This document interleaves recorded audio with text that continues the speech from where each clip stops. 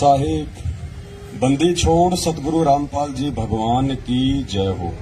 परम पिता परमात्मा सारी सृष्टि के रचनहार कुल मालिक असंख्य ब्रह्मांडों के स्वामी जगत गुरु तीनों लोकों में प्रवेश करके सबका भरण पोषण करने वाले संत शिरोमणि सतगुरु रामपाल जी परमेश्वर जी के चरण कमल में हम सभी सत्सेवक भाई बहनों का कोटि कोटि दंडवत प्रणाम।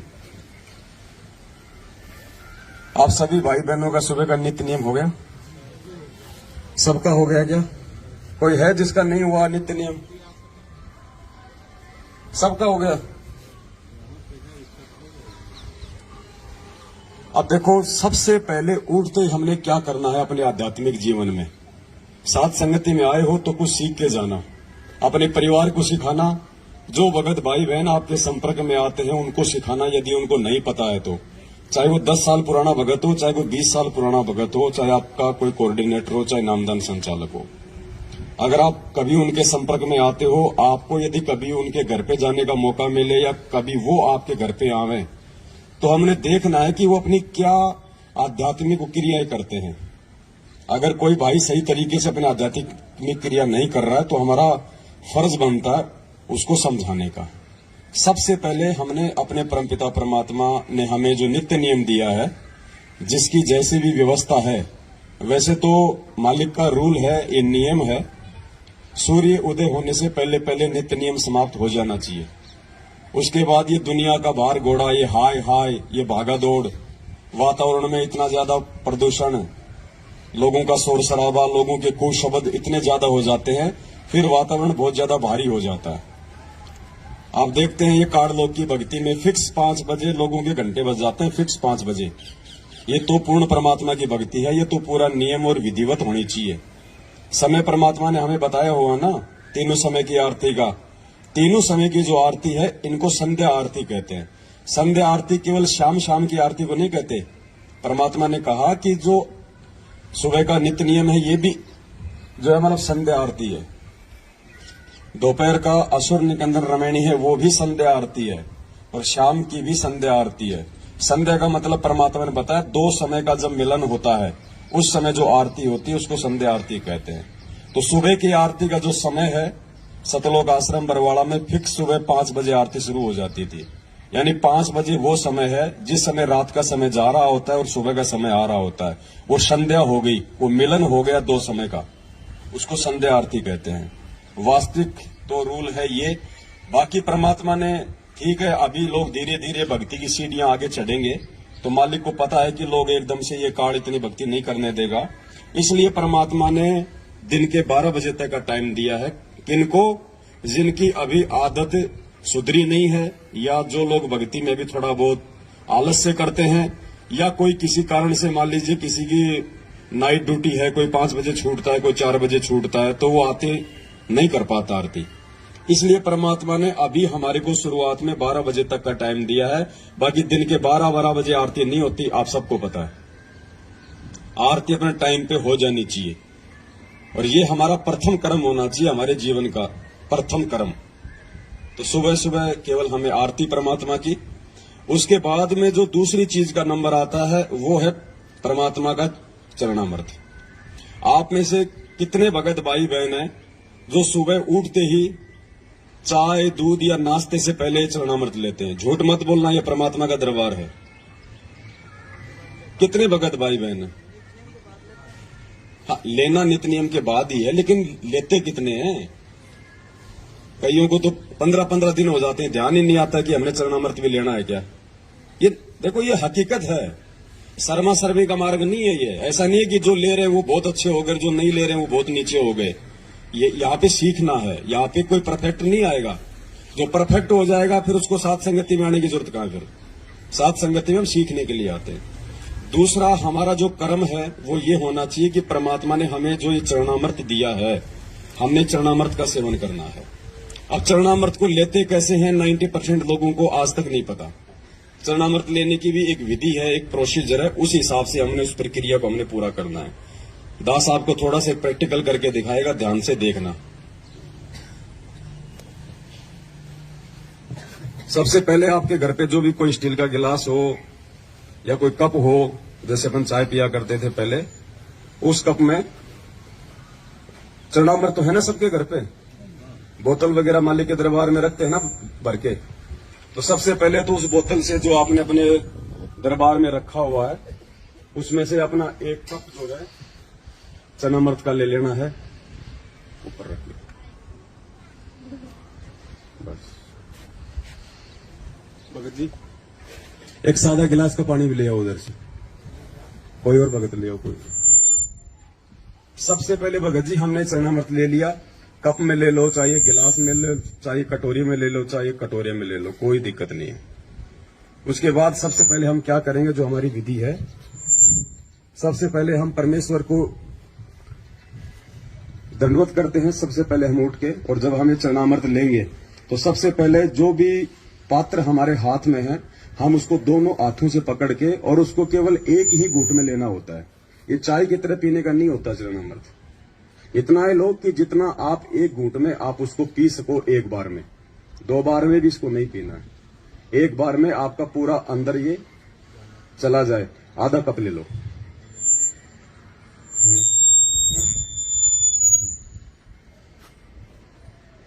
उसके बाद में सादा जल लो, थोड़ा सा इसमें डालो और इसको साफ करना है।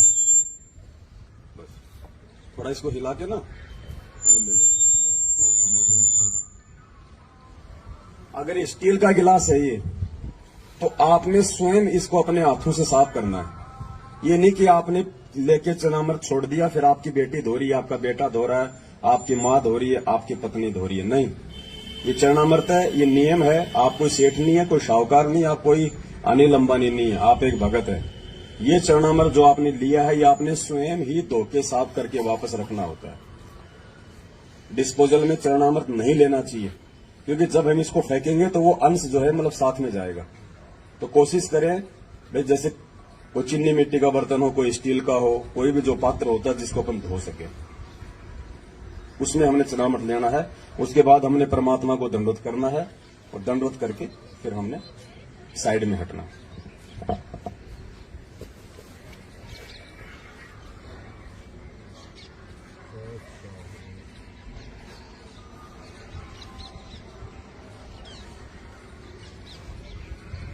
और ये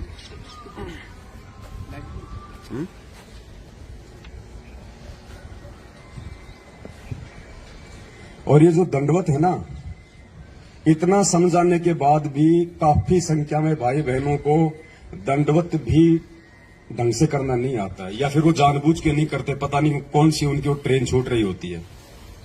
दंडवत तो कम से कम आराम से कर लिया करो, आते लेट जाते सीधा। जबकि परमात्मा ने कह रखा कि दंडवत प्रणाम करने से पहले जमीन पे घुटने टेको, हाथ जोड़ो, मालिक के चरणों की तरफ देखो, कम से कम 2 या 3 मंत्र का जाप करो जो भी आपको मिला हुआ है, प्रथम नाम, सतनाम, सारनाम। आराम से शांति से नीचे घुटने टेक के पहले मालिक की तरफ देखो, अच्छे से परमात्मा के चरणों के दर्शन करो, 2 या 3 मंत्र का जाप करो, कोई जल्दबाजी नहीं है, ट्रेन नहीं छूट रही। उसके बाद फिर दंडवत प्रणाम करो सीधे बिल्कुल। उसके बाद फिर हमने ऊपर उठना। अब देख रहे हैं दास बिल्कुल आता है, मारता सीधी फेट। वो दंडवत नहीं है भगत जी। परमात्मा कहते हैं जय गोपाल दंडवत करे, पैरों पड़ प्रणाम, असल सलाम है, ऐसी कुछ वाणी है परमात्मा की। और दुआ करो दिल पाक। जब तक आप हृदय से दंडवत नहीं करोगे ना, देखा देखी भी नहीं चलेगा कि वो कर रहा तो चलो मैं भी करूंगा, नहीं तो और बाकी लोग क्या कहेंगे। वो दंडवत प्रणाम नहीं है। जब तक आप अपने हृदय से उसको एक यज्ञ मान के नहीं करोगे, उसका कोई फल नहीं है, चाहे आप दिन में 1,00,000 बार दंडवत कर लो। परमात्मा ने तो कह दिया कि अष्ट अंग से दंडवत प्रणामा, संध्या प्रात करे निष्कामा। अगर तुम निष्काम भाव से विधिवत तरीके से अगर सुबह और शाम 2 टाइम भी अगर तुम दंडवत कर लोगे तो भी परमात्मा कहते हैं बहुत है। 50 बार लेटने की आवश्यकता नहीं है, कोई दिखावे का मार्ग नहीं है ये। और जब करो तो उसको विधि से करो, वरना उसका कोई फायदा नहीं है। क्यों फिर अपने घुटने तोड़ रहे हो झुक झुक के। तो यदि आज से पहले कोई भाई यदि चरणामृत नहीं लेता है, या लेता भी है तो वो विधिवत नहीं लेता है, तो भाई ये चीजें ध्यान रख लेना।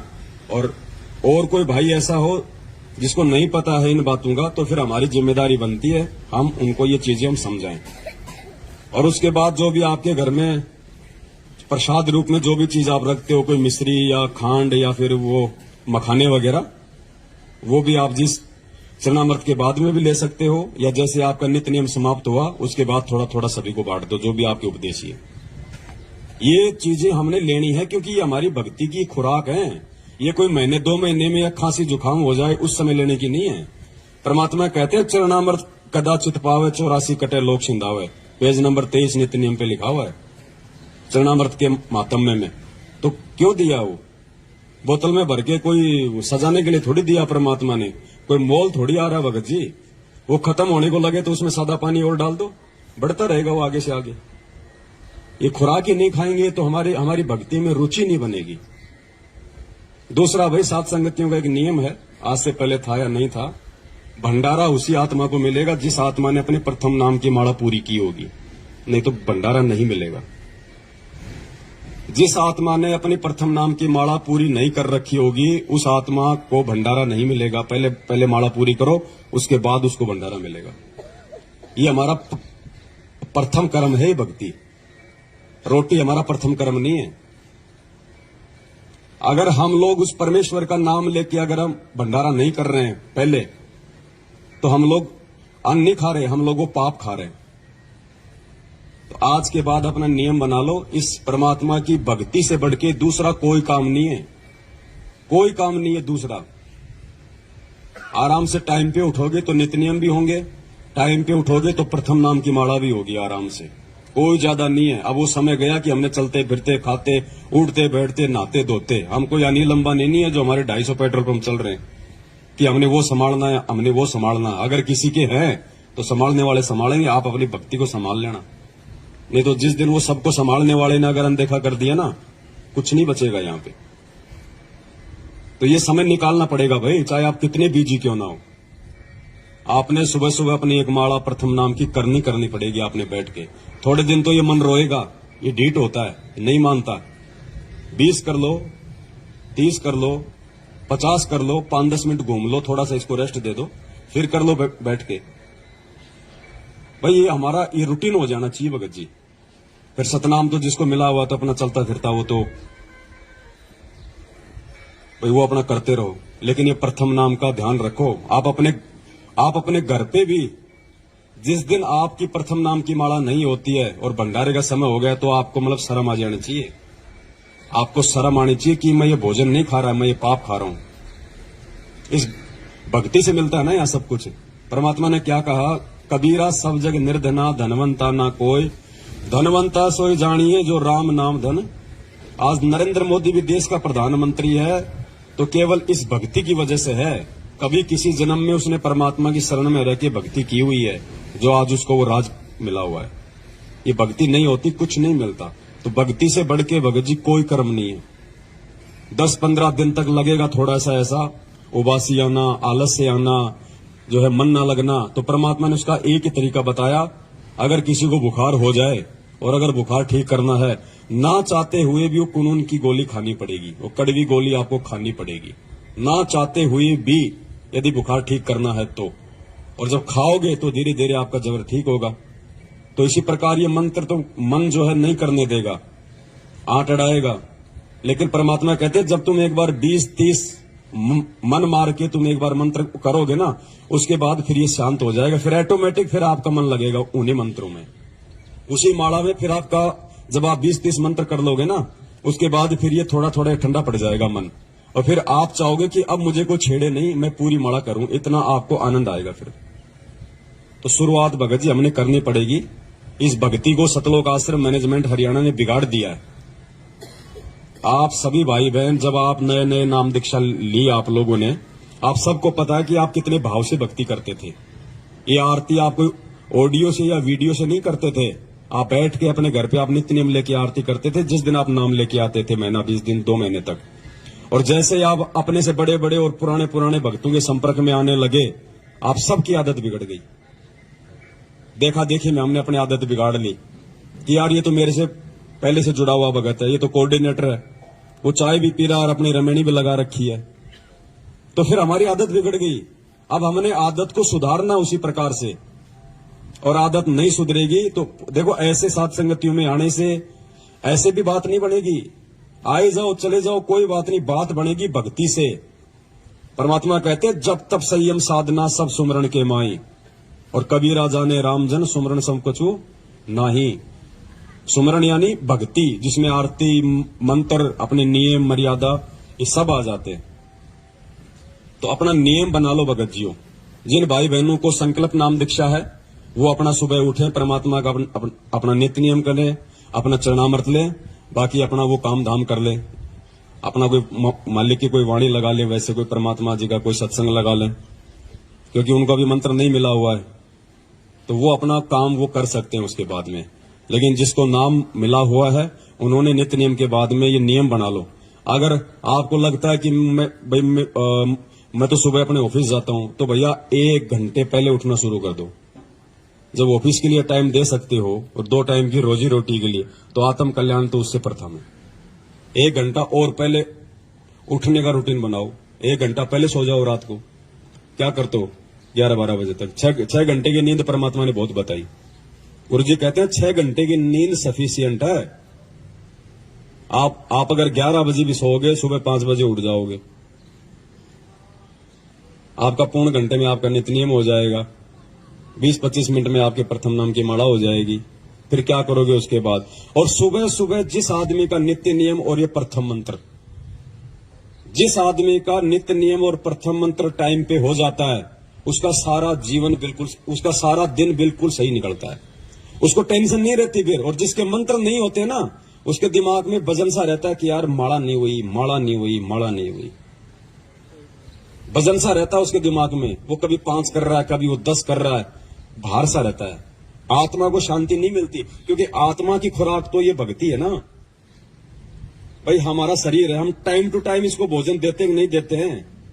अभी चाय दूध पानी नहीं आ रहा तो सबके अंदर ये चल रहा है कि यार कुछ आए नहीं, कुछ आए नहीं। क्यों? क्योंकि हमने मन को आदत डाल दी, और मन की खुराक वो ही है। तो भाई आत्मा की भी तो कोई खुराक बताई परमात्मा ने, भक्ति। आत्मा की कोई शुद्धि नहीं है, चाहे 3 दिन मंत्र मत करो, हमें कोई फर्क ही नहीं पड़ रहा है। इसका मतलब क्या है? इसका मतलब होता है कि हम नाम से दूर है, हमारा कनेक्शन आउट है। अगर मंत्र करने की इच्छा नहीं हो रही है, नित्य नियम करने की इच्छा नहीं हो रही है, तो कहीं न कहीं आपका जो कनेक्शन है वो टूटने की तरफ है। उसका तरीका यही है, परमात्मा से दंडवत करके समय याचना मांग के कि परमात्मा सद्बुद्धि दो। आज से पहले जाने अनजाने में जो हुआ सो हुआ, मालिक आज से पहले हमें नहीं पता था, लेकिन आगे अब हम ध्यान रखेंगे। साध संगतियों में आओ तो भगत जी पूरे भगत बन जाओ। अब हर प्रकार से, हर क्रिया के आधार से भक्ति को ज्यादा महत्व देना हमने। अगर भक्ति को महत्व देंगे तो हमारे काम धंधे को परमात्मा ऑटोमेटिक महत्व दे देगा। हमारी सोच से, हमारी समझ से, हमारे 3-2-5 करने से हमारा धंधा भी ठीक ठाक नहीं चलेगा। ध्यान रखियो, ये धंधा भी परमात्मा की भक्ति से ही चलेगा। मालिक ने कहा कि भाई तुम 3 दिन के लिए आते हो तुम इस सत्संग में, तो 3 दिन के लिए तुम लोग जीवित मर जाओ। तुम छोड़ दो पीछे तुम्हारा क्या धंधा है क्या नहीं है। जो बिगड़ता है उसको बिगड़ने दो। अगर बिगड़ भी गया तो जाके संभाल लेंगे, और अगर परमानेंट अगर टिकट कट गई तो कौन संभालेगा उसको? और फिर गुरुजी ने कहा कि जो भगवान के लिए 2 कदम आगे बढ़ते हैं, परमात्मा उनके काम बनाता है, बिगाड़ता नहीं है। तो ये विश्वास ऐसे हमारे अंदर धीरे धीरे भक्ति को लेके होगा पैदा। तो पहले हम मैनेजमेंट की कुसंगति में पड़ के, और हम लोगों ने अपनी बनी बनाई भक्ति को बिगाड़ लिया।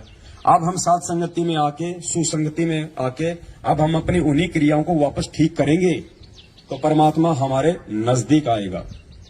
और नजदीक आ गया परमात्मा तो फिर कमी किस चीज की रहेगी भाई? तो आज से पहले जो आदमी जैसे भी अपनी क्रिया, जो भगत भाई बहन जो भी कर रहा था, अब परमात्मा की दया से अपनी क्रियाओं को मालिक को दंडवत करके हमने सुचारू करना है, ठीक करना। भगत जी आरती का टाइम अपना बिल्कुल जैसे 12 बजे तो हमारे को ध्यान होना चाहिए।